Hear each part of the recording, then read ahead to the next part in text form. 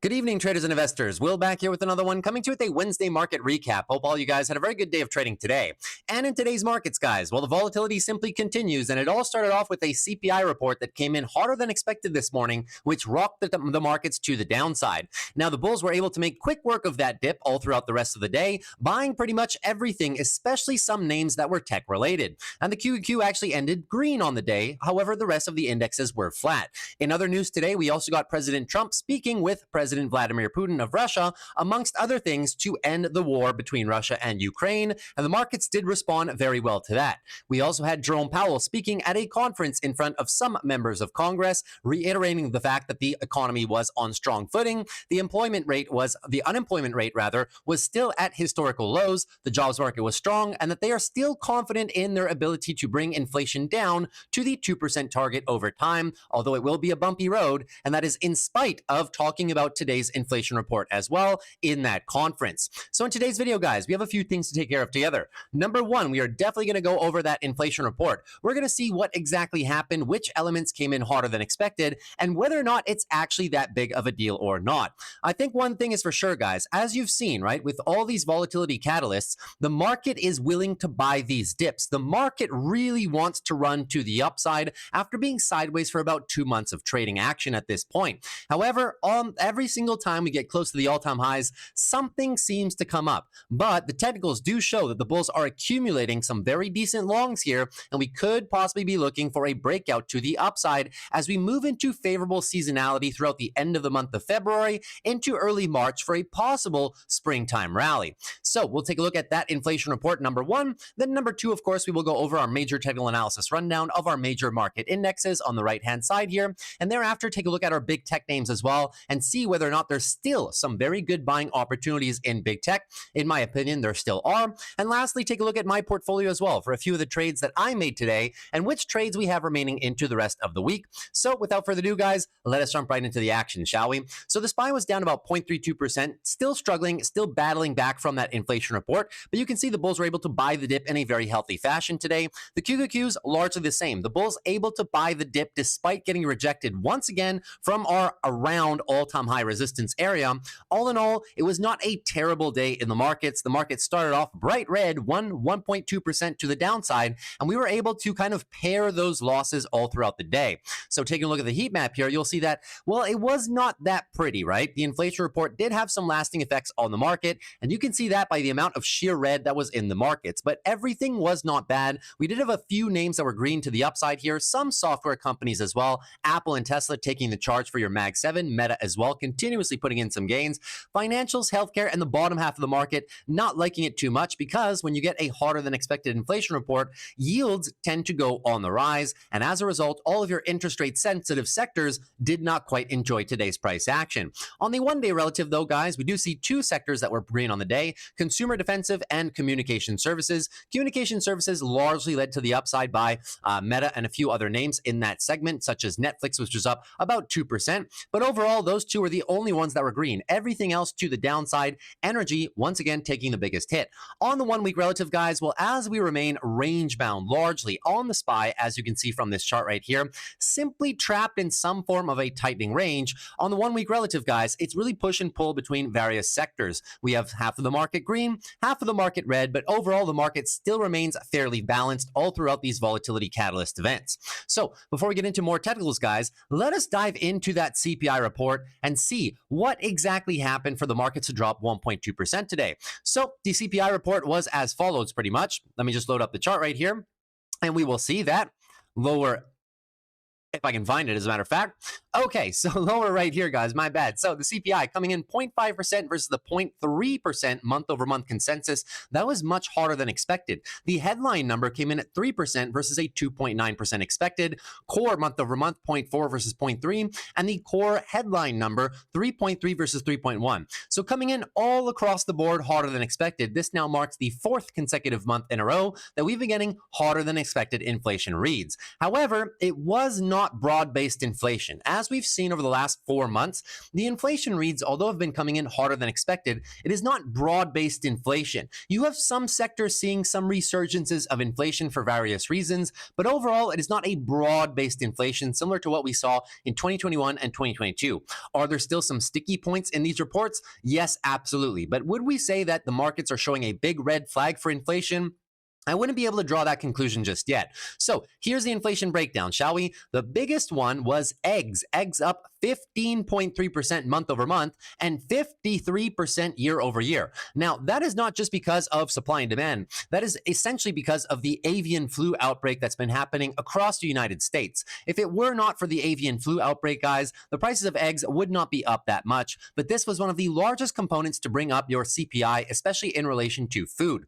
Now, if you take a look at the drill down in terms of those metrics here, guys, I want us to focus on where is the actual inflation coming from. So here's your headline print, 3%. Is it that big of a deal, guys? Not so much. When you measure with the early portions of 2024, you see that we were as well stuck around the 3%. Now we are higher off the lows, but are we in runaway inflation territory? Probably not. And when we drill down through the items, that is what I'm willing to show you as well. Take a look at food. So food is just really just oscillating at the lower end of the range. Have we had some upticks over the last few months? Yes, 2.5% is your read right now, year over year. However, in the grand scheme of this chart, this 20 years of data, does it look that bad? No, not at all. It's just kind of normalizing off the highs, right? Take a look at gasoline. Gasoline was also one of the components that was up just over the course of the January period. But as we can see, guys, gasoline is still year over year in deflationary territory. Does it look that bad in the context of the last 20 years? No,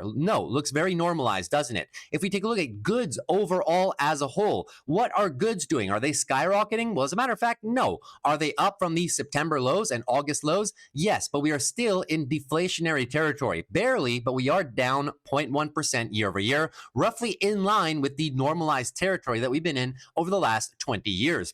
Lastly, take a look at shelter, one of the stickiest components, and was one of the components that when you go through these inflation reports, they put so much emphasis on housing, and that housing is very sticky and that continues to remain a problem. However, what does the trend show? Are we moving back towards the peaks, or are we just slowly moving down despite still being elevated? Well, I think the trend is clear. We are still moving down. However, we are still slightly elevated, 4.4% year over year. It is one of the highest components still remaining in the CPI report, and I'll remind you, does represent 40% of the weight of the entire CPI. This is your sticky point, and this is why we continue to have the higher reads than not. Moving into apparel, you can see as well, apparel such as clothing. Is apparel skyrocketing the same as it was in 21 and 2022? No, we're back down to normalized levels. As a matter of fact, apparel actually coming down from the December print and really in line with the normalized levels that we've been seeing over the last 20 years. So as you can see, guys, amongst all of these categories, have we seen some upticks over the month of January?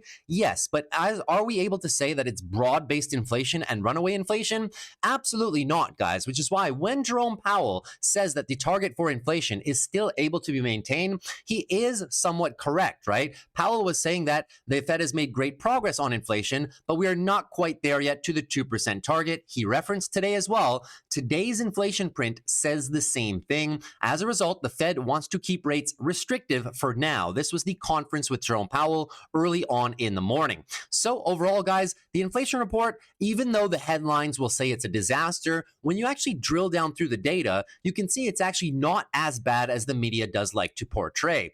Moving on further, guys, if you take a look at this one right here, and this is one thing that I always show every single inflation report, where inflation is and isn't for a normal basket of consumer goods. As you can see, the overall inflation rate right here is 3%. That was the headline number. The most important point of this entire basket right here is your household earnings. Are your wages going up faster than the rate of inflation? That is what matters the most. If you are earning more money than inflation is rising, well, you are regaining pricing power. It may be slow, but at least you are gaining pricing power and not losing pricing power against the overall rate of inflation. Household earnings right now, 4.1%, well above the overall target or the overall rate of inflation right now. Still some sticky elements such as auto insurance, airfare as people continue to travel a lot, prescription drugs, and rent. Rent is one of the stickiest components as well. Those are the only 4 categories in this entire basket of goods that are over the rate of your wage increases. Below that, housing, 3.9%. Education, restaurant meals, transportation, and then you have the overall rate. But how many things are now below and even closer to the 2% target? You will see that it is most of the basket. So although, yes, we have some heavy components up here, namely rent and housing, which is 40% of the CPI, I'll agree with you. Well, below, we have medical care, very important, right? Household energy, also a very important read. Hotel rooms, college tuition, pet and pet care, groceries, a big one, that is at the target, 2% year-over-year inflation. Personal care, as we can see, used vehicles, clothing, only 0.4%. That's with your apparel. Gasoline, actually deflationary year over year. New vehicles as well. Deflationary territory. Toys, furniture, rental cars, electronics, a big one, and appliances. So as we can see, it is coming into balance. There is now less and less of the elements that are below the average hourly increase in wages, and also more and more elements that are below the overall inflation read, trending towards the 2% target, or even in a deflationary status right now. So overall, guys, the direction of the inflation, is it sticky? Yes, it is sticky. But are we moving in the right direction overall? Yes. And Jerome Powell did say it will be bumpy, and I do agree, of course. So it will be very bumpy down to 2%, but we have to look at the extremes here, right? Are we having a massive uptick towards 4, 5, 6, 7, 8%?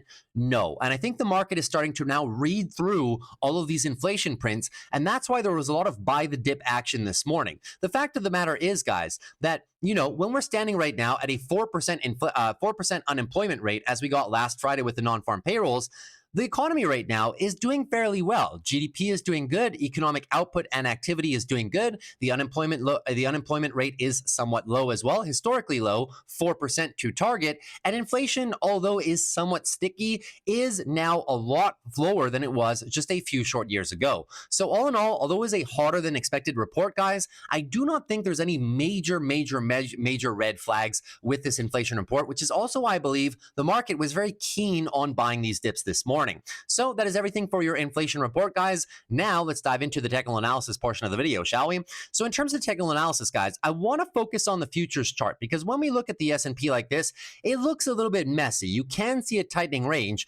This is a bull flag, and you see it even better on the futures chart right here. The bulls are trying. They're trying their best to set up some form of a bull flag, maintaining above your short-term moving averages, and every single time the bears try to push the markets down, the bulls are saying, no, no, no, no. We want to buy those dips. They want the markets to run. You can feel the price action curling up and accumulating. This is a classic bull flag, guys, and I would not be surprised if we do start moving a little bit higher, maybe over the next few weeks, as now we are largely through a lot of the volatility catalysts. We only have one major volatility event on the table, and that is going to be Trump with his reciprocal tariffs, essentially against many other nations that are levying tariffs against the United States. Trump wants to pretty much levy the same tariffs or more against those countries for quote-unquote fair trade. A lot of people have been talking about a trade war. I do not think it will escalate into a deep form trade war overall. Largely, these are just negotiation tactics. He wants the United States to be getting its fair share. Now, of course, the United States is not the heavy manufacturing hub that it was potentially 20, 30, 40 years ago, but still, right? He really wants to put the United States first, and he is showing that with his policies and cracking down potentially on unfair trade practices that have been in place against the United States for largely the last maybe 10 to 15 years. So the SPY not looking too bad, guys. When we look into the actual S&P 500 here, you'll see that everything is not so bad. We are still holding support levels above 600 to about 595, and the bulls, as we saw in the futures chart, coiling up here, guys, coiling up. I do not see any red flags unless we flush the lows of last Monday at 590. In that case, that would be a daily downtrend, and in that case as well, we would be looking potentially for just looking again for another new weekly higher low. This week has not broken the highs of last week nor the lows of that last week. It is an inside candle. So we are still on any weakness looking for a higher low for a possible recapture of the weekly uptrend. All in all, it's not looking too bad. The bulls are defending the 12 EMA very nicely and defending our horizontal area of support as well. No major red flags in my consideration. If we do somehow dip down here though, I am going to be a big buyer of the S&P because every time the S&P has tapped into this 26 EMA, at least over the last 2 years of trade, it has always been a very decent buying opportunity. So I will continue being a big fan of buying any and all dips that I see in the markets, especially on my favorite companies. Moving into the Qs right now. So the Qs as well, up about 0.06, recovering largely everything that the dip had to give.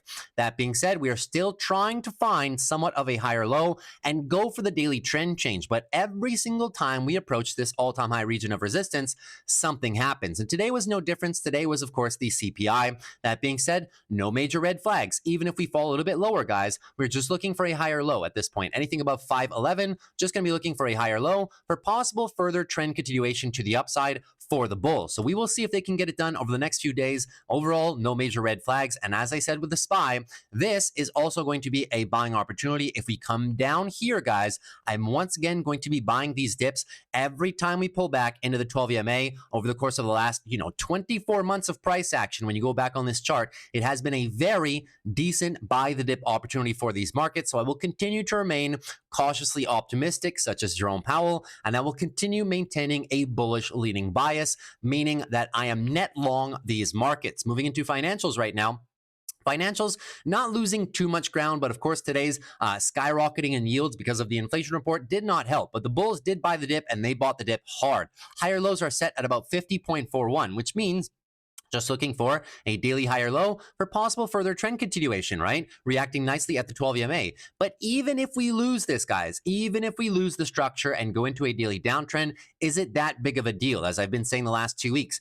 No. Why? Because the bulls have a massive amount of space here to work with to set up the higher lows on the weekly and go for the weekly trend change. We will remind ourselves it was a weekly downtrend, nice engulfing move. The bulls recapturing the price action control, looking for a higher low and possibly the trend continuation. So any dips in financials, I do still believe are for buying. Anything above 47.12 is just looking for a higher low. I will be a big fan of buying either the banks or the credit cards on any meaningful weekly weakness levels leading into the end of the month of February. Moving into healthcare right now. So healthcare starting to break down a little bit. However, still not flushing the absolute zone that we need to maintain, guys. They're still maintaining slightly above it, maintaining above as well the 200-day moving average, which is largely this green line right there. 200-day EMA. We are reacting from resistance above 148 down to about 146. As you can see, that level has been somewhat problematic for the bulls a few times in recent memory, but as of more recently, the last few weeks as well. What are the bulls trying to do? They are going for the engulfing move and the potential higher lows on the weekly to go for the trend change. This is a very, very nice cup and handle pattern formation, trying to go for the weekly trend change and trying as well to go for that monthly trend expansion that we've been looking for the last 4 months, reacting very nicely from our support level below us. So now it is up to the bulls to prove it to us. Can they confirm this tightening range into a brand new uptrend? Even if we break down below here, guys, and go lower on the daily, moving into a daily downtrend, so much space for the bulls. Anything above 137, looking for a weekly higher low and possibly a second attempt to smash through that resistance.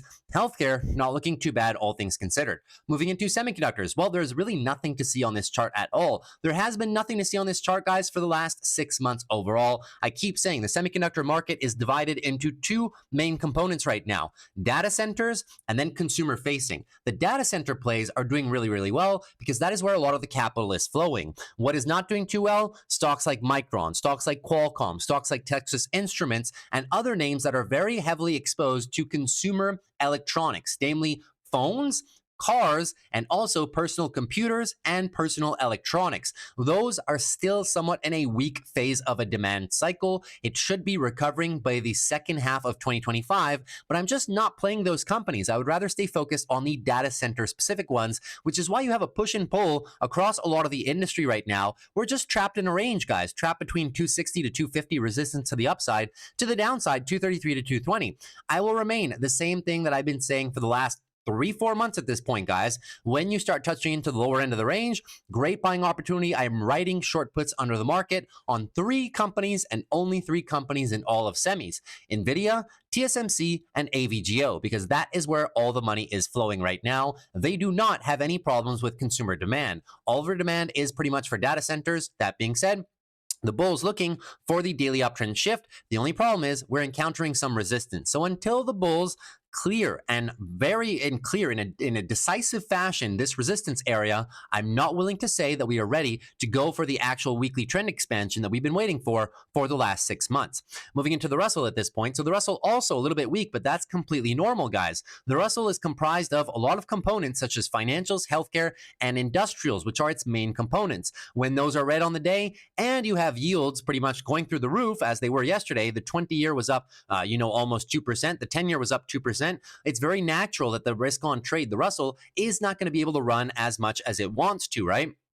So that being said, down approximately 1%, and once again getting rejected at resistance. This is exactly why I did not want to go long into resistance right here. I've been saying for the last few weeks, there's only 2 trades on the Russell. One is the breakout retest of resistance as support, clear it, prove to us that you want to capture the level, and then we can make a trend change attempt for some longs. The other trade is possibly coming up soon. It is a daily downtrend breakdown of this chart coming back into support below, which is 216 down to about 208. The bulls will be looking to find a new base of support in the same area they've been using roughly for the last 6 months. Back here it was resistance, they then cleared it, and now we've been using it as support a few times in a row. So if we do come down here on the Russell, I will be a fan of possibly entering some trades, but as of right now, as we are kind of stuck, just like semiconductors, between 2 levels, I'm not going to try and guess which one this way is going to go. Either I'm patient and I'm waiting for the breakout retest and then run trade, or I'm going to be patient and wait for just the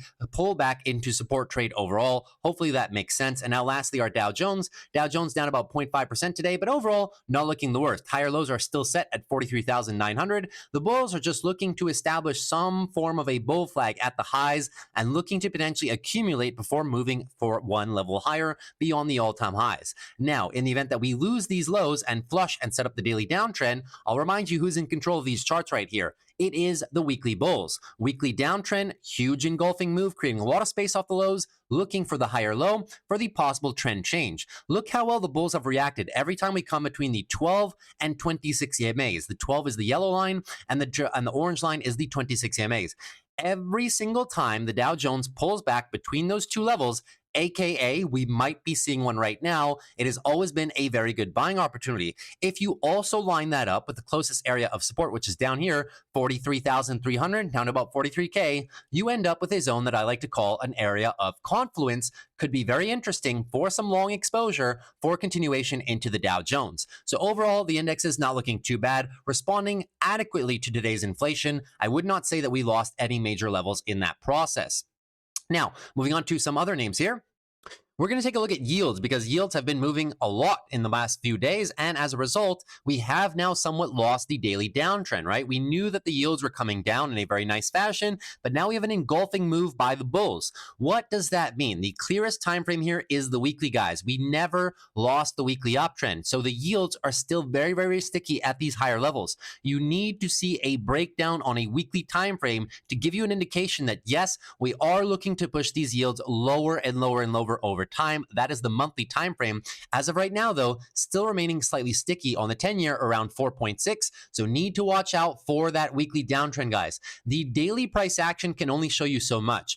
For the long-term control and establishing an actual trend, watch the weekly and focus on the monthly as well. You need to start seeing a clear breakdown if you really want to see the bonds start to rally. The same thing on the 20-year yield as well.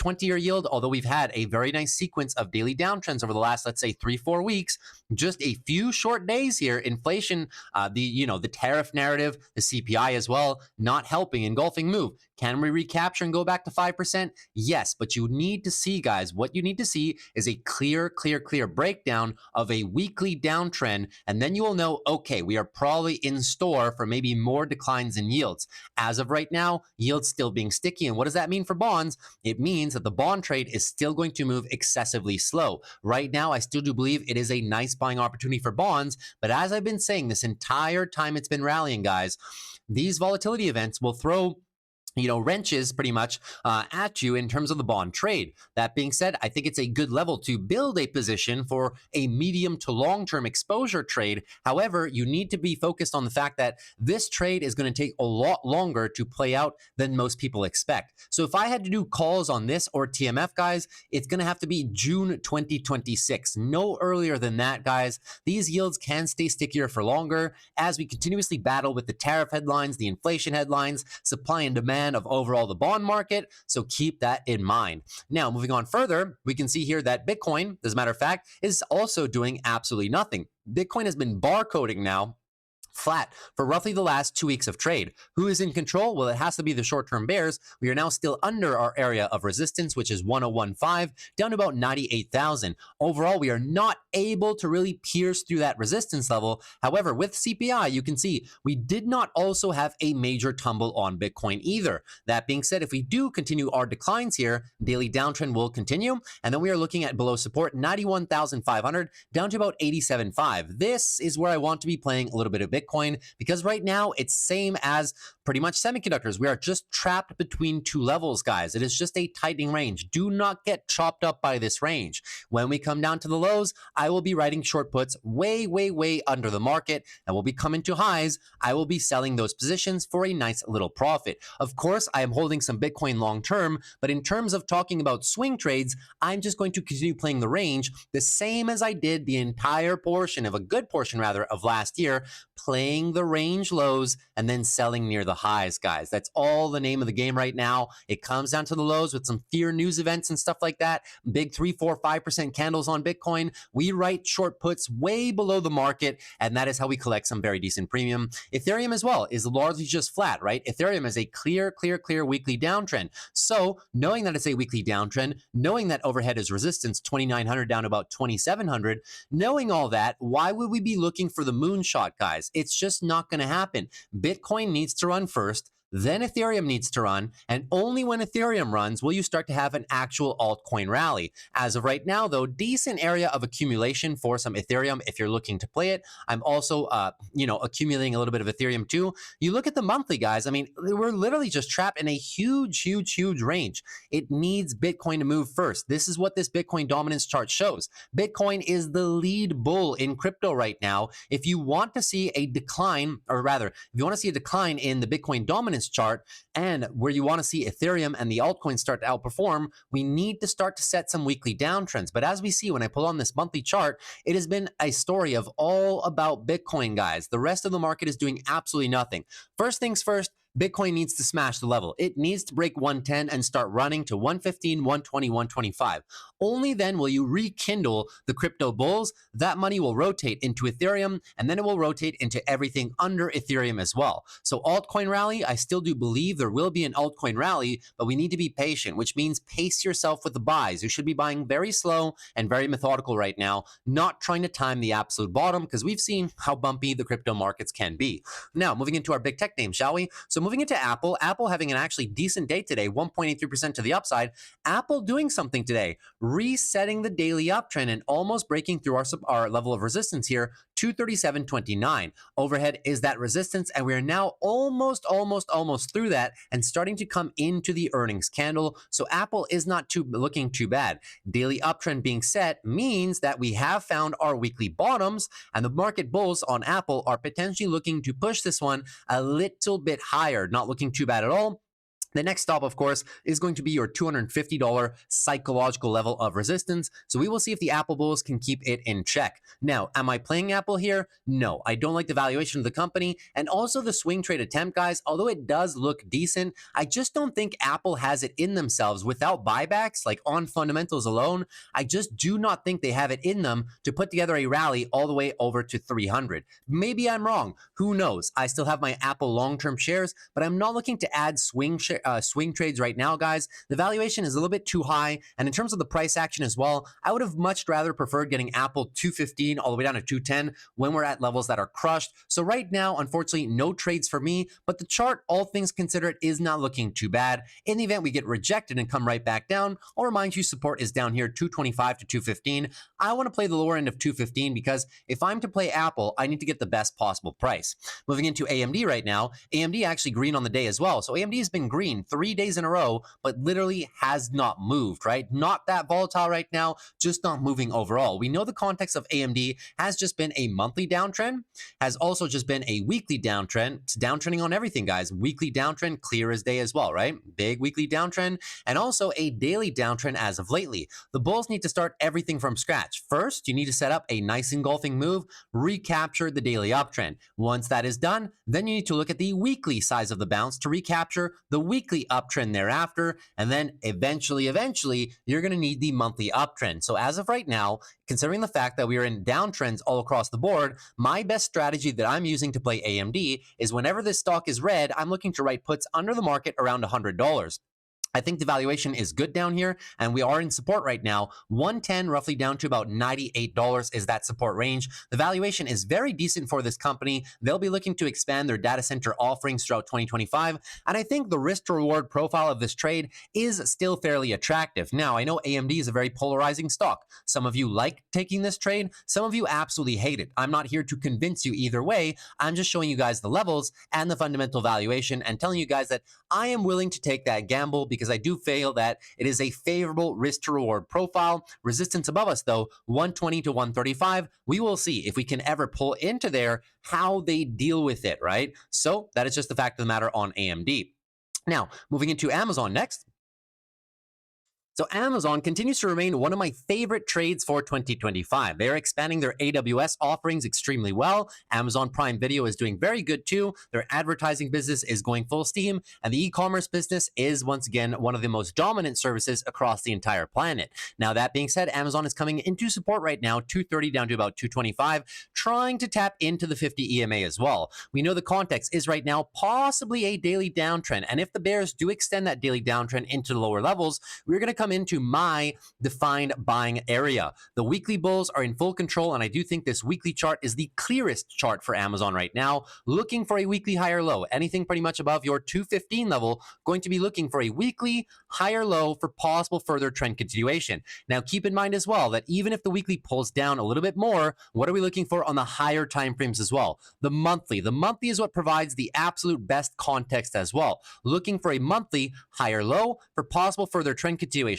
If ever I see Amazon pull down into the 215, 210 level, guys, I am definitely going to be going shopping for some Amazon, possibly for some leap contracts on this stock as well, and even writing some short puts below. You can see, guys, that Amazon, in the context of the last 2 years of trade, when they've been rallying, whenever we start testing the 26 moving average, which is this orange line right here, it usually is a very attractive buying opportunity for the stock. So if ever I can find it come down here, the weekly may not look the prettiest, but just remember what you're going for here. You're going for the monthly higher low for possible trend expansion throughout 2024. Still one of my favorite companies in the entire market for this year. Moving on to Google, another one of my favorite opportunities in the market for the entire year so far. I think this one, guys, is such an easy money trade. Now, moving on in, after earnings, big decline. Been going down now for about 6 days in a row. We are not close to being daily oversold, but you can see here when we take a look at the shorter time frames, right? The 4 hour right now, RSI, oversold. The 1 hour time frame is oscillating between oversold and not. So I do believe Google is coming into its final resting area of support as well, which is down here, lower 180s, 180 down to about 175, the ultimate sweet spot for Google stock, in my opinion. If the bulls put together a rally, well, we do have overhead resistance right now, this green box, 188 up to about 191. If we get rejected and set the lower lows into a daily downtrend, just understand what we're looking for here. Yes, it's a big weekly pullback, and yes, we have lost the weekly uptrend, but this is not a weekly downtrend. Downtrend would be this, lower high and lower low. I do not expect that to be the case. We are just pulling back in an aggressive manner, and every time, similar to Amazon, whenever you can find Google between the 26 and 50 EMA in the context of the last 2 years worth of rally, guys, it has always been a very decent buying opportunity. So I am already playing Google quite heavy in the lower 180s, guys. 180 to 175. I think this area will be highly, highly rewarded throughout 2025. That being said, the monthly uptrend is gorgeous. Looking for a monthly higher low in that exact same area, 180 to 175, for possible further trend expansion. I love Google. The fundamentals of the business are doing fantastic, and the valuation is still one of the cheapest big tech companies in the entire market right now. Now, moving on to Meta, the stock that just cannot be stopped. Another green day for Meta. It has been so many green days in a row, guys, where Meta just continues printing on the highs. That being said, we are getting a little bit extended now, guys. Daily uptrend is clear as day. RSI right now is overbought, and we're seeing that the bulls, although are strong, they're starting to run out a little bit in terms of momentum right now. So if we see a pullback, what are we looking for? Anything above 606 is just looking for a daily, higher low for possible further trend continuation. Now, in the event we ran too much too quickly and we set up for the daily downtrend, is it that big of a deal? You guys should already know the answer. No. Why? Who's in control here? The weekly bulls are in absolute full dominance mode right now. Any higher low on the weekly time frame is just going to be that, a buying opportunity around the 12 EMA, and I think that 650 down to 630 could be a decent entry opportunity for some swing trade longs, for some continuation throughout 2025. So Meta looking fantastic. Their earnings were very good. We went over them a few weeks ago on the channel. Still a very hot stock for the year, in my opinion. Moving on to Microsoft. Microsoft also struggling, continuously struggling right now. Daily downtrend on Microsoft is clear as day, but we're coming into my favorite area, guys. Every single time Microsoft comes down into here, I'm always willing to play. It has been a long-standing area of pretty much accumulation now for the past year. While Microsoft has been improving its fundamentals, it has been range-bound for an entire year. That is not going to last forever here, guys. Support down below, 405 down to about 390. Big fan of buying the support range, even though you can argue it is a weekly downtrend. That is true, but we are literally just range bound over the course of the last year. So once again, I'm a big fan of buying the lower end of that range because I believe when the bulls are done accumulating, guys, Microsoft is going to rally. It's going to rally fast and it's going to rally hard. I would not be surprised if we do see at some point this year Microsoft trending towards the $500 mark. But as of right now, I'll continue to play my favorite strategy, which is loading up some calls or call debit spreads down here, and then looking to take profit into this region, and at the same time looking to play some short puts down in this region. If you do not have the buying power for those, for the full Microsofts, I'm also a big fan of playing MSFU, which is the 2 times leverage version of Microsoft. Yes, it's 2 times leverage, but at the end of the day, it's Microsoft overall. It's one of the least volatile stocks in the market, so I do not mind playing that if we have a smaller account to write some short puts on. Moving on to Netflix. Netflix, another very nice day, guys. Netflix up almost 2% on the day, and the daily bulls continue remaining largely in control. Higher lows are set by touching the 12 EMA, and now looking for some continued trend expansion. That being said, in the event we lose it again and roll over into a daily downtrend, is it that big of a deal? I think you guys know the answer already, right? No. Always focus on the weekly time frame, guys. I want you guys to start focusing on the weekly time frames because whenever you look at the daily and under hourly, 4-hour daily, there's just a lot of noise, right? There's the noise, there's the one candle events from CPI, from tariffs, from DeepSeek and whatnot. But if you focus on the weekly structure, you will quickly understand who is actually control in these charts right now. The monthly is a clear monthly uptrend. The weekly is a clear monthly uptrend as well. So when you pull back on the weekly, just go with your price action level. Support below is 940 down to about 900. Any retest of that area will just be for a higher low for possible further trend continuation. As long as the fundamentals of a business are improving, it can be a very decent swing trade, and Netflix earnings were fantastic. Now, moving on to NVIDIA. So let me just check the time on this one, guys. Sorry, I just got to make sure I only got one screen this time, so I can't really check too many things at once. On to NVIDIA right now, down 1.25%. And that's what we were saying in the last few days, right? The daily was looking very nice. It was a nice engulfing move. They had the daily downtrend here.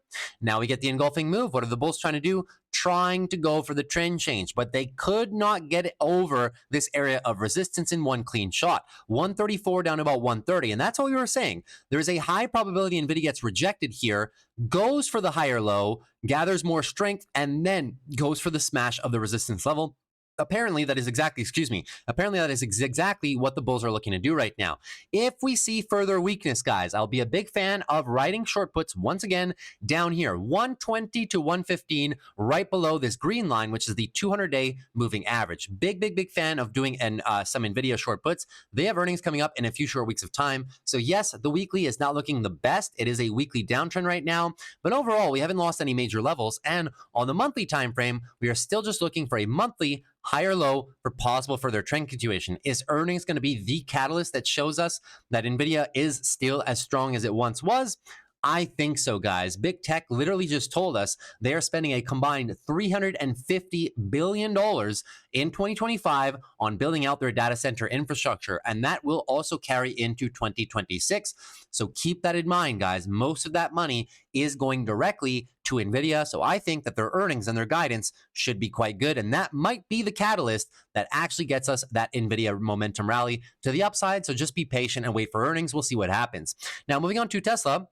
So Tesla as well, up about 2.44%, reversing some of the losses that they had yesterday, but not everything, right? I was telling you guys, watch the break of 375. If you get the break of 375, we are very quickly going to move into 330, 350. And if you're in any long swing trades, because there was a swing trade opportunity here, trying to pick the lows, holding support and going for it, I was telling you guys that if you break with a candle close 375, the stop loss has to be set and you have to get out of that trade because we're going to go lower, right? We were trying to maintain the all-time high, which was prior resistance. Now the bulls were trying to use it as support. However, we failed and flushed. Weekly downtrend is now in motion. When you know you're in a weekly downtrend, you go one time frame higher. Weekly downtrend means monthly consolidation. And I think you can tell from this monthly chart, we are indeed into monthly consolidation right now. The next stop for the bulls right now is about 310 down to about $300. It is a relatively solid area that's come up a few times in the past. It's just Tesla, guys. It got too far away from the 12 EMA. The 12 EMA is this line right here, the yellow line on the monthly. You can see whenever Tesla gets too far, pulls back. Too far from the 12, pulls back into it. Too far from the 12, pulls right back into it. This time is no different, guys. Too far from the 12, pulls right back into it. And we were saying this, we covered their earnings. As a Tesla shareholder myself, guys, I have long-term Tesla shares, and I'll be the first person to tell you at $400 at a 6.1 peg, it's just too high. The robotaxi business is too far out in the future to price in those cash flows right away. The Optimus business is too far in the future to price in those cash flows right away. Same thing for the energy storage business. Those businesses will be ramping up to scale eventually, but guys, that is 3, 4, 5 years down the road. The stock price can only price in so much in terms of forward growth for this company, right? So that being said, I am a fan of waiting for Tesla to come down 310 to about 300. And what will I be using? Will I be looking to buy call options right here and load the boat? No, I don't think it's ready, guys. It doesn't have the fundamentals. Year over year, EV sales are down. The auto industry is down right now. We do not have the numbers. A report was just put out this weekend and last week showing that Tesla sales are on the decline. So until Tesla starts actually ramping its primary source of revenue, which is vehicles right now, the stock price cannot expand as if there are no problems with the company at this current time. I will be writing short puts under the market as low as possible, 280 to 270 if we pull down into the lower 300s. I know I keep lowering my targets, but that's what I do. The easiest way to not catch a falling knife is give yourself a wide margin of safety, write short puts way under the market at a price that you actually want some shares. Moving into Palantir before last, another 4% day up for Palantir, but still not clearing the all-time highs. We've really been oscillating between, roughly the 110 to around 120 level now for the past few days. No major red flags, though. Who's in control of this chart? The bulls, very clearly, right? So daily uptrend is set. We will still be looking for a higher low on any pullbacks. Anything at this point above 99, just looking for that daily higher low for possible further trend continuation. Where's the next target? Psychological levels, guys. 125, 150 at this point for Palantir. The weekly bulls are looking, the daily bulls are looking strong, but daily overbought conditions. And the weekly bulls, I mean, they're just running away with it at this point, right? Weekly uptrend is clear as day. Any meaningful pullback and this stock still looking for a higher low. Possibly, and it pains me to say that, possibly for a continuation of this massive weekly uptrend. And same as I told you with Tesla, guys, I am a Palantir shareholder. My average cost for my long-term portfolio shares is just under $12. Trust me, I would love to see this stock go to $1 million a share. However, we have to recognize where we are coming into right now. We are at extreme valuations. We are pricing in all potential growth in revenue through 2030 right now. So there is little to no more upside appreciation in terms of surprises unless Palantir continues to double maybe its revenue. We're currently sitting at about 35% year-over-year revenue clip. I mean, if Palantir can double that, then yes, maybe you can review the discounted cash flow models to factor in further appreciation.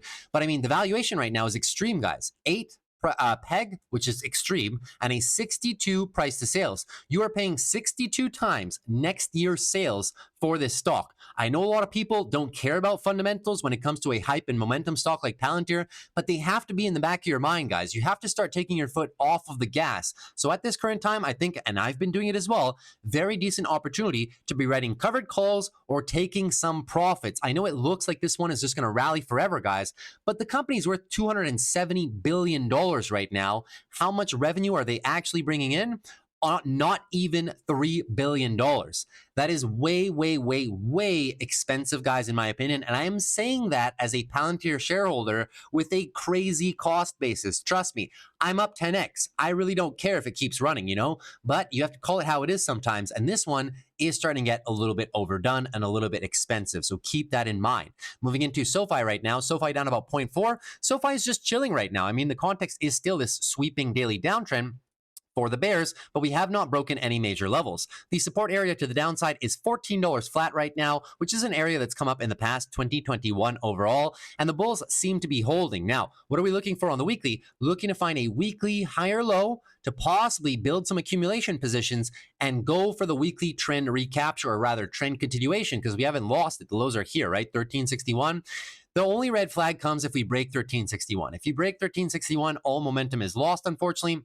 And you start revisiting the 13, the 12, and maybe even the $11 area. Similar to Tesla, it ran an absolute ton in a very short amount of time, looking for a monthly higher low for possible trend continuation through 2025. I wouldn't be surprised if SOFI can reach $18 to $20 in 2025. I think that's relatively fair valuation for the company, all things considered. At $16 after earnings, the PEG ratio was only a 1.12. That's not so bad, guys. So at 14, you're sitting very close to a 1 PEG right now, which is very, very decent for the company. Even if you don't use the PEG ratio, if you use the price to sales, a price to sales of around 5, 6, when there's tech companies out there trading for a 10, 15, 20 price to sales, Palantir, for context, Palantir is trading at 62 times forward sales for next year. SOFI is only trading at 6. So SOFI is on the cheaper end. I'm a big fan of DCAing down here, writing short puts at 14, 13, and 12. And as a matter of fact, I wrote some today. So that is what I'm going to show you guys in just a few short moments. Other notable market movers, of course, in the last few days have been stocks like Uber. Uber's been moving nicely, recapturing everything. Look at this monthly time frame, guys. It really looks like they want to go for it, capitalizing on Tesla's weakness as people start to realize, well, maybe the robotaxi ramp is going to come a little bit later than anticipated. So in the time being, let's continue bidding Uber to the upside. Beautiful weekly uptrend, but coming into resistance around $80. My members and myself were cooking on this one, guys. We bought the leaps down here. Most of our leaps are for June 2026. I will ride this one into the $80 range and possibly even higher. Uber is looking fantastic, but buying it here, guys, you're kind of late. Not going to lie, you are kind of late and you are buying into resistance. Wait for the higher low. If we get a dip back down, 72, 70 bucks, there is your reload for a possible long, or the breakout of the 80, retest of 80, and possibly run. That is another trade opportunity as well. The other stock that's been mooning recently, Coca-Cola, which we also own. I was telling you guys it was a very good buying opportunity down here. Hopefully some of you guys are able to cook on this one as well. Looking very good. Coca-Cola now almost approaching the $80 mark. This was an easy money trade, guys. This is a monthly breakout of a range, retest of the range, and rally. It was a 2-year range of support and accumulation. So now Coca-Cola is moving to the upside healthily. Other names that had earnings yesterday, guys, some names like Reddit, right? Reddit, I'm not the biggest fan of playing Reddit. I think you probably have a better proposition if you want to do an advertising play, because at the end of the day, what you break this company down into is It's an advertising company. They have a ton of users and stuff like that. But when you compare against user count and advertising, you're up against companies like Netflix, you're up against companies like Google, you're up against companies like Meta. And I think those three companies are far better picks than Reddit. So I'm just not a big fan. The valuation is not the best here. That being said, they were down 18% after earnings, and I still won't even be buying here at 180. I think, Google right now is a far, far, far better bet than Reddit. It's a much more diversified company, but I know some of you guys out there, you really love playing Reddit. I'm not here to tell you what to do, obviously, but if you want to take a trade, we're coming into support right now, 180 to 170. Could just be looking for a weekly higher low for possible further trend continuation. So there can be a play here if we're entering at the 180. Stop loss goes below there, and your take profit is towards the all-time highs. That's for that one. Another company like AAPL is absolutely mooning after their respective earnings. They're up another 20, almost 26% on the day. This one has ran way too much, guys. The fundamentals of the business are great. Don't get me wrong, but we are way, way, way, way too extended on the time frames here. Way too overbought on the monthly. Way too far from the 12 EMA. The fundamentals are very, very rich as well, guys. I don't have them on the chart right now, but you're talking about a company trading at like a 4 peg, 4.5 peg right now. That's just way too much. This is another example. A company, it's $127 billion in market cap, right? How much money did they bring in last year? $3 billion. It's way too much, guys. Sometimes when the valuation runs away from you, just don't get FOMO. Just focus on another play. Eventually, these ones will pull back, and they'll pull back in a meaningful fashion or consolidate sideways for a while, and that is an area that you can do it. But chasing when they're all the way up here, guys, is not a good idea. Wait for the pullback, and then you can possibly take some longs for some trend continuations. Moving on further, other names that we had today, Vertiv Holdings. This was another one where people constantly ask me, should I buy it all the way up here? And I was saying, no, wait for the retest of the 12 EMA. As you see, guys, it always happens. People were asking me up here, should I buy Vertiv? I was saying, no, wait for the pullback to the 12. Look what happens on the monthly. Pull back to the 12, run. Pull back to the 12, and now possibly due for a run. So is Vertiv a buy in this region after their earnings, which leaves them about 110, 111? Well, for a swing trade, perhaps maybe if you like the company, yes, not looking too bad. Basing ourselves in support zone right there, about 110, 100. And on the monthly, this is just a monthly higher low for possible further trend continuation. So entry longs are not too bad right now. Not one of my favorite stocks in the market, but still not a bad buy, all things considered, right? Then you also have other names like Robinhood, which also had earnings today too. So Robinhood as well. This one too. Guys, focus on the monthly time. If you just lock this one in, you'll never get FOMO the rest of your life. I guarantee you. Focus on how far away we are from the 12 EMA. Eventually, you just get too overbought. Monthly RSI right now is overbought. So even though they had earnings, and earnings are fantastic, and they are up roughly, 10% after earnings, maybe 15% after earnings right now, it is not a good buying proposition when we're all the way up here to go shopping for Robinhood. It is just not a good idea. It's pure FOMO. It's pure chasing the market. Wait for the pullback. Wait for a pullback, higher lows, and then you reevaluate whether or not you want to enter the trade. But chasing it when a stock has ran too much from their 12 EMA all the way up here into the $60 range, not the best buying proposition in my opinion. Even though the valuation of Robinhood is not too bad, I'm a big fan of waiting for a pullback, guys. I'm not feeling any FOMO. There's literally 5 million stocks in the stock market, guys. Trust me, I will feel no FOMO if I miss out on only one of them. I would rather play SOFI because SOFI isn't a pullback right now. The same thing happened to SOFI. You guys remember, right? Huge run away from the 12. Eventually, everything consolidates. And the last thing you want to do is get trapped on Robinhood into consolidation. You may say, yeah, but I could have bought here and it ran. Yes, it did, guys, but it's not a good trading habit to build, right? You can do that with $1,000, but when you guys, I'm confident that all you guys eventually will have high six-figure, just like myself, high six-figure portfolios or seven-figure portfolios. Those $1,000 positions for you eventually will be $20, $50, $100,000 positions in the future. And it is not a good idea to go chasing tops like this with $100 grand, is it? So you want to build trading habits that you can carry into the future and that you can scale. If Robinhood's ran away,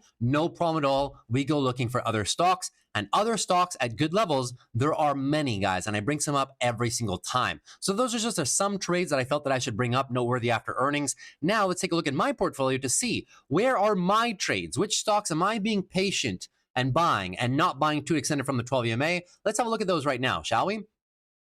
All right, so before we look at the trades remaining in the portfolio, let's look at one that we did close here over the course of the last few days, which was SMCI. We took an earnings gamble on SMCI, $25 strike. They were trading around $40 prior to their earnings. Look how much premium we were able to get down there at the 25 strike. 29 cents, which is over 1% for the put wheel strategy into earnings, well over 2 standard deviations as well, which is my earning strategy. We closed them the other day, almost for worthless. So that was a very, very easy trade overall. That is the only earnings trade that I've taken all week pretty much. I'm looking to be very calculated for my earnings plays, not going to play any levels that I really don't want to play on any stocks. It is now high conviction for me only. Earnings can be a fun time to play with the short put wheel. However, it can also be very dangerous. So I'm not looking to round trip any meaningful profits this year. I'm just really holding firm on the account. Now, here is the account as a matter of fact. Year-to-date returns are up 9.51% since the start of the year, which is very good. We ended 2023 on the channel with over 75% annualized ROI, running a combination of the short put wheel and leap call options and call debit spreads as well. Last year, 2024, we made 65% annualized ROI with the same conservative strategy, mostly the wheel and then some complementary call options such as leaps and call debit spreads, but on very high conviction, high quality trade setups as well, not chasing the market, not having any FOMO, being very patient and waiting for my bread and butter setups. That being said, the account right now is sitting roughly above 50,000. We started off this year at about 46,000. The last 2 years, I was running about $100,000 in account value, and a couple of people told me, it's a little bit too much. It's not very relatable. So what I did early this year, I literally cut the account in half. It ended the year last year roughly around, I withdrew most of the money from it. We started the year off right under 50K, 46,000, which I think is a very relatable number for most people. I know not everybody has 46K, but a lot of you guys have either at that amount or higher. So I think it's relatable to show you what you can do with the wheel strategy and call options as well. Calculated, patient call options and leaps with a lot of time on them, right? You can have some very decent results without having to take on too much risk, without having FOMO, and without YOLOing any trades overall. So I'm very happy with the performance. We are up largely a lot above the NASDAQ here, outperforming the NASDAQ by about 4x. We haven't really lost much money at all this year. No major losses to speak of. It's been volatile as well as the rest of the market, but we are outperforming the benchmarks, and that is my goal on a yearly basis, guys. If we can consistently outperform the benchmarks, that is really what we want. I don't know why it just changed right here, but we are about 9.3% roughly. You can see we're still largely outperforming the S&P. S&P is only up like 2% on the year so far. So very good performance from me overall. Very happy with the way the account's been moving. Now, in terms of the positions, give me a second here while Interactive Brokers loads the positions overall. All right, so taking a look at it, guys, you'll see that I'm starting to go fairly heavy on two positions. Two of my favorite positions, which I think are the easiest trades in the market right now. Not chasing the high plays, nothing like that. We are not chasing, but we are playing high quality companies at very attractive levels. And I'll show you, most of my buying power is concentrated right now into two positions. So the ones that you'll see that not much of this portfolio has changed since the markup that we did on the Monday session, right? But a few key components that I want you guys to focus on. Yes, we still have the Elf Beauty assigned shares at 71. We have the $75 covered calls against them. We got 530 for them. I'm very happy with this trade on Elf Beauty as well. Last Friday, I bought 200 shares for my long-term portfolio around $66.30. So those are performing very well right now. We are up $2,000, guys. Very short on the long-term portfolio. A lot of my Discord members as well were able to snipe those lows on the Friday session, and now they too are up a fairly wide margin. So just this trade overall, guys, a few $1,000s. You can even close this one right here, but I am holding these ELF shares. I want to see back in the 120, 130, 140 range, which I believe is fair value for the company. Now, I loaded up more Google. So you can see here, I have a Google Leap debit spread. I also went with some GGLL. That is 2 times leverage on Google. We went with a short put around the $40 strike, which is roughly 180, 178 on Google. Exactly where I want to be buying this stock. I'm looking to buy shares in this lower location, and then we will ride them higher using the wheel with a combination of covered calls and just riding the shares overall. Now, moving on further, we also have the Google 185 short puts. That's a big contract. I do not mind being assigned at 185. Give me the shares. I will gladly ride them higher. So that is another big position for me. We also have the KO calls that we just closed. I don't think I showed you guys this one overall because they had earnings on Tuesday, but KO, we've been in the calls for a while. You might remember I had 5 of them, and we just were able to close a lot of them, right? 20% profit after their earnings, 20%. We've been in them for a while, but we did close 4 out of 5 contracts. I made them free, and I'm riding one lonely contract right now. They're currently right around the $5 mark. I will close that closer to the all-time highs, maybe even the next few days. The contracts are good all the way through May. KWeb, the China trade, is coming alive. Stocks like Alibaba going on tremendous rallies. I think that KWeb is a very decent opportunity, guys, still for a new monthly uptrend and recapture, guys. This is the first monthly uptrend on this chart in the last 3-4 years at this point. I'm looking for the expansion into the mid 40s to about $50 range. We will see if that happens. Thereafter, moving further, another very big position for me at this point in time is Microsoft. So Microsoft, we have the 415 short puts for February 28th. Sure, the contract is underwater a little bit, but I will be very happy buying Microsoft at 415 with an $8 per share discount. My break even will be 407. 407 is exactly into the zone that I want to be buying this company, which is why I loaded up the position. It is literally right into my support box. If I get assigned there, no problem. Give me the shares at the end of the day. It is Microsoft. I also have MSFU, 2 contracts, 34.35. Same thing. That is Microsoft at around 400 or slightly under. It is the Microsoft 2x leverage version. I am playing short puts. I got 45 cents for one contract, 70 cents for the other, and those are moving nicely in my direction. I do not mind being assigned. That's why I have those positions. Other than that, we have the Nike 69 puts for the Friday session. Nike's moving well. That contract is almost worthless. Another wheel trade, easy peasy wheel trade, guys. Nike in around 70. I'm a big fan of starting to play that one. SOFI, I have 100 shares at $16. I got assigned earlier. Now I'm DCAing. Same thing I told you guys on the channel. I'll DCA some 14, 13, 12, as low as it goes. Playing for the monthly uptrend recapture, yeah? So we wrote these yesterday. We got 11 cents minus commission. We got about 9. 0.5% is locked in. If I get assigned there, no problem at all. If not, just running the wheel. I still have my SOFI calls. They're not doing too well, but I do have all the way until September. And I am bullish on this company to be able to expand into the $16, $17, $18 range prior to the month of September again. So we will hold those, but very small position for me for those call options, guys. And one new trade, SPGI. SPGI classic swing trade. I know it's not the biggest swing trade, but this is one that I fired off for my members, just showing a high quality setup on a very high quality company. This is what I mean when I say breakout, retest of an all-time high range, and run. This is what's known as a trend continuation trade. They had earnings. Earnings were fantastic. Retest of a how long support, guys? 6 months worth of resistance is now support for the bulls. I would not be surprised if after 6 months almost of consolidation on this monthly time frame, we are ready for another leg of expansion on SPGI. Not looking too bad there. So those are all the positions, guys. I still do have a decent amount of buying power left for the account.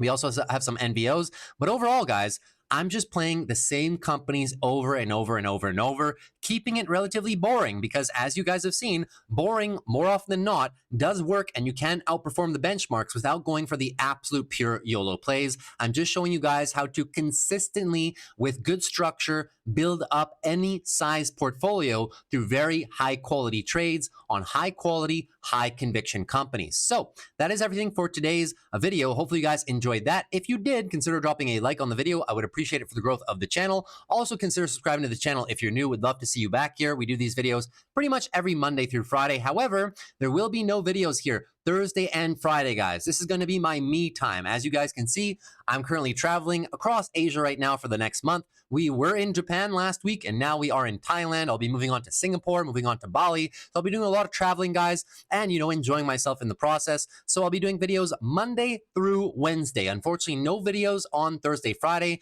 I will be doing the Sunday top 5 options trades, but that is going to be my vacation time pretty much. But I still do want to put out videos on the channel. So hopefully you guys understand. If you have any questions in the meantime, you can always find me in the comments section. Leave it down below, and I'll be happy to answer.